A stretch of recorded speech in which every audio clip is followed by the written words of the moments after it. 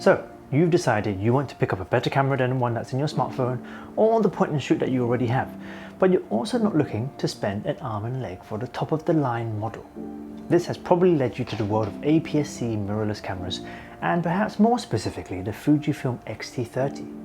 If you're watching this video, you're probably interested in Fujifilm cameras, and you've heard great things about their fantastic FUJICOLORs and straight out of the camera JPEG photos.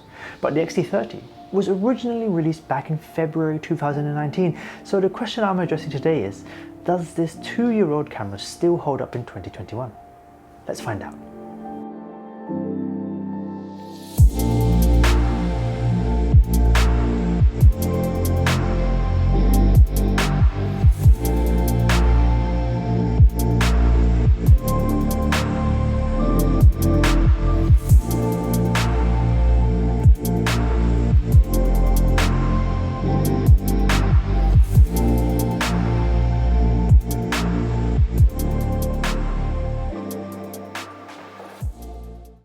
This is Clembo from ZenTechLife, where we love all things to do with lifestyle tech and gadgets. Camera technology has really evolved over the years, and more specifically mirrorless cameras have proven themselves as very solid alternatives to traditional DSLRs.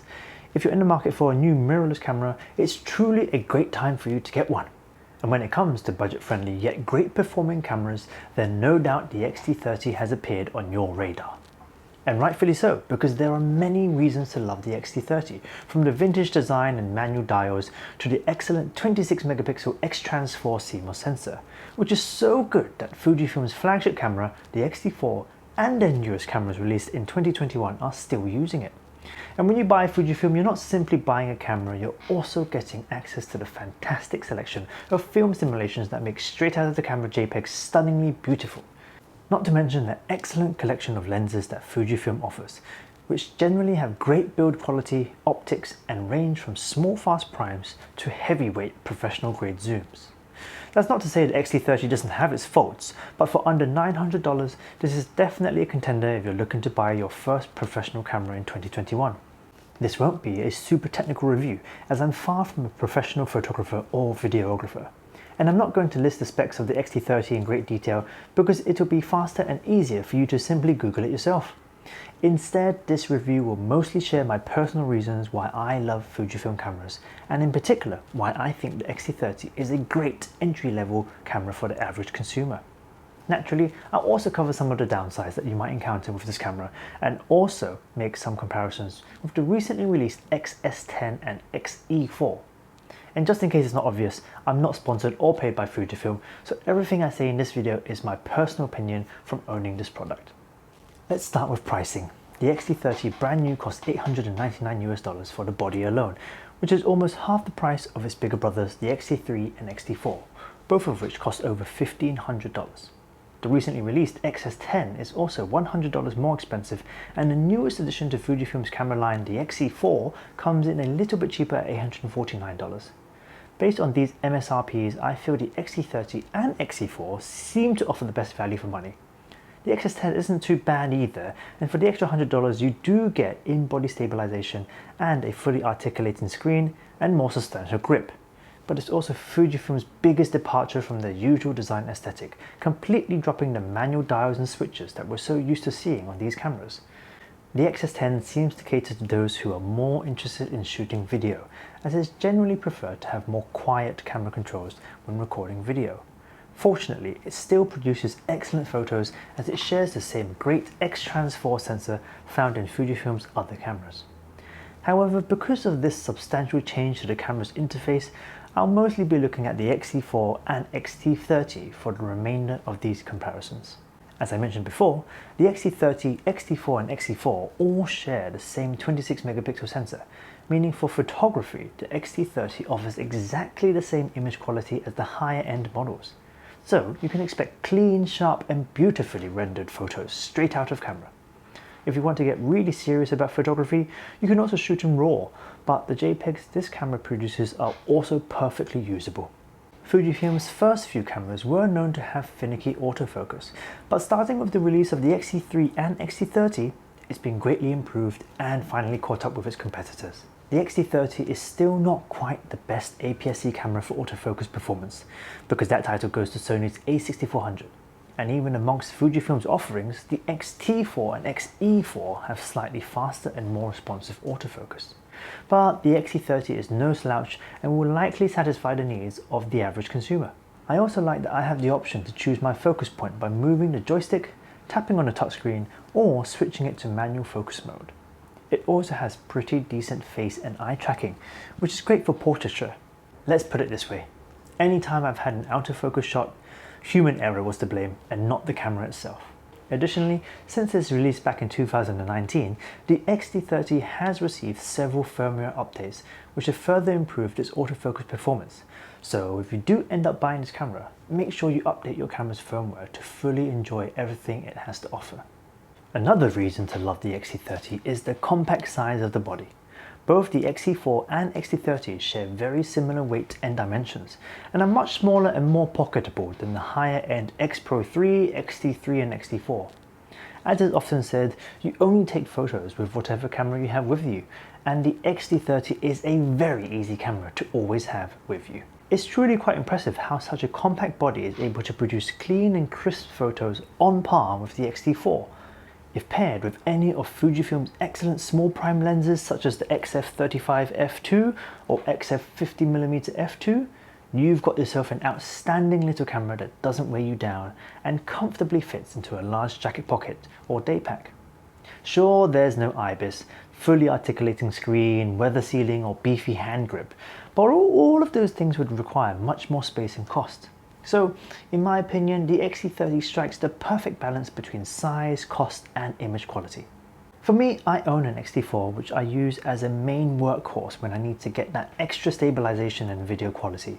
But as an everyday carry, the X-T30 coupled with the XF27mm f2.8 pancake lens is my personal favourite right now. In my eyes, this lens and body pairing offers the best size and handling to take with me everywhere. Beauty is a subjective thing, but one of the things I love most about Fujifilm's cameras is the vintage styling and design. The X-T30 comes in 3 gorgeous colours, all black, silver and my personal favourite, charcoal grey. And despite its small stature, the X-T30 manages to retain most of Fujifilm's iconic manual dials, buttons and switches. On the camera body you'll find the shutter speed dial, exposure compensation dial and focus mode selector.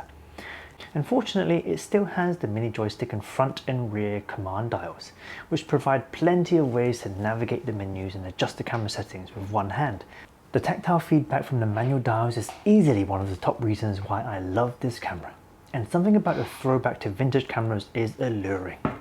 In contrast, the X-T4 is actually missing some of these key features, which is why I prefer the X-T30 despite it being 2 years old. Fujifilm has taken a minimalist approach with the X-T4, so gone is the rear function dial and the drive mode dial and even the focus mode selector that's usually found on the front, which means you'll find yourself menu diving more than you'd like when you want to adjust the camera settings. In my case, I also have an X-T4 and so the X-T30 works better for me as a secondary camera, as it kind of mirrors the layout of the X-T4 more closely than the XS10 or X-T4. Ergonomically, the X-T4 is also very minimal. There's no grip, bump or ridge to rest your fingers or thumb on.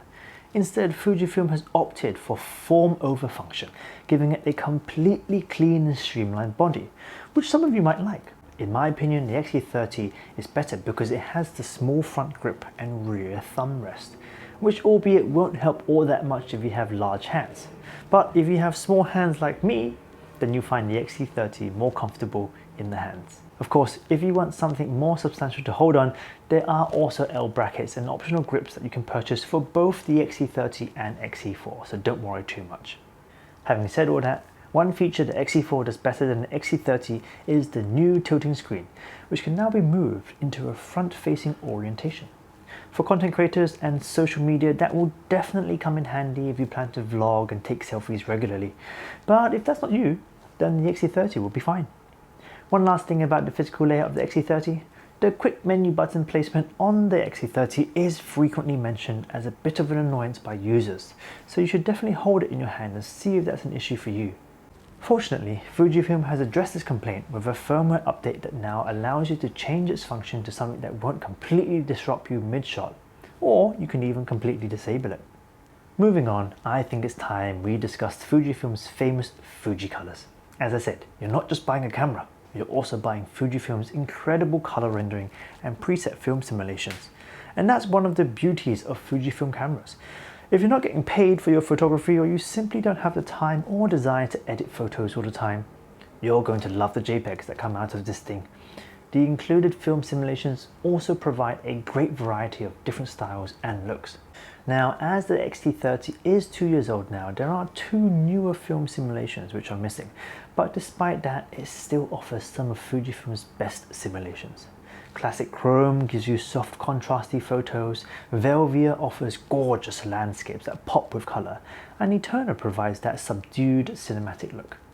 At this price, the X-T4 will give you access to all the film simulations that the X-T30 offers, plus the aforementioned new ones, but the X-T30 is still an excellent entry point if you really want to experience the magic of Fujifilm's colours.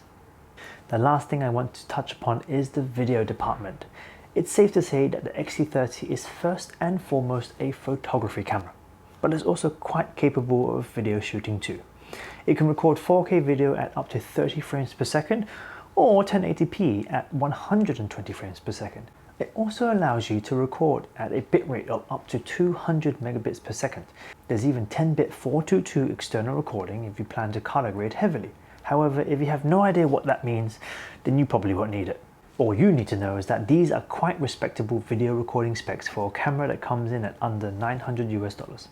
Unfortunately, as I said before, there's no IBIS here, so handheld footage will be prone to shake unless you use an optically stabilized lens, such as the 18 to 55mm kit lens or the 16 to 80mm f4. To know which Fujifilm lenses are stabilized, you'll want to look for the OIS label. Another inconvenience is if you want to use an external mic with the X-T30, you'll have to grab an extra dongle, as the X-T30 has a non-typical 2.5mm mic jack. Similarly, if you want to monitor your audio via headphones, then you can also do so via the USB-C port, but again with a dongle. And because the screen doesn't fully articulate or have a front-facing orientation, the X-T30 isn't great as a simple vlogging setup. If video production is going to be the main reason you buy a camera, then you may find the X-T4 will be a better fit.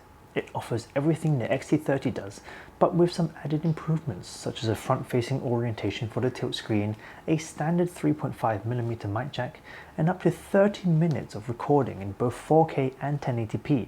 If you also want in-body stabilization to help you get that steady footage even with non-stabilized lenses, then as I mentioned near the start of the video, the XS10 is probably the one you want to look at.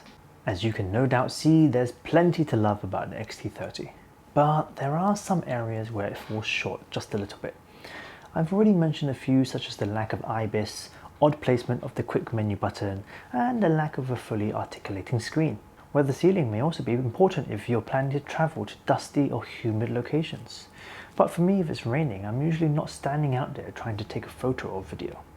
Another thing that would have been nice is dual SD card slots, just for peace of mind that you have a backup card in case one of them fails. Although this is normally a feature found in higher end cameras, so it's not too much of a surprise that it's not here.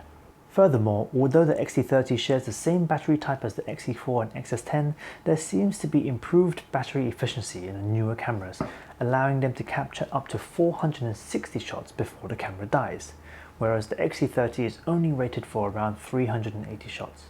And that's not a terrible problem, and I've generally found that having one spare battery is enough to last me a whole day of shooting. Lastly, Fujifilm is known to release firmware updates that provide more stability and even sometimes new features to their cameras. But with the X-T30 being 2 years old already, it's probably not going to be receiving many more of these updates. So that's the X-T30 from the perspective of an average consumer with an amateur hobby in photography and videography. If you're looking to buy your first entry-level camera and you want the quintessential Fujifilm experience with all the manual dials and physical buttons, then the X-T30 is a fantastic choice. The newer XS10 and X-T4 are great cameras in their own right, but in my opinion, they're missing that classic Fujifilm handling experience.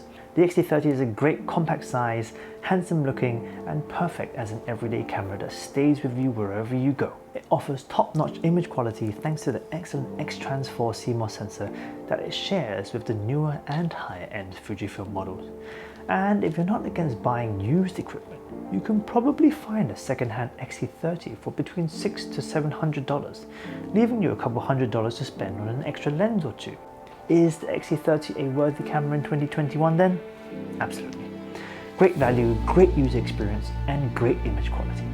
What more could you want at this price? Anyway, thanks for watching and I hope you enjoyed the video. Your comments are always appreciated, so feel free to leave one down below.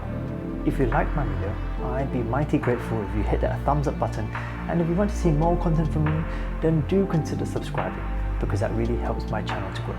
That's all for now, and I'll catch you in the next one.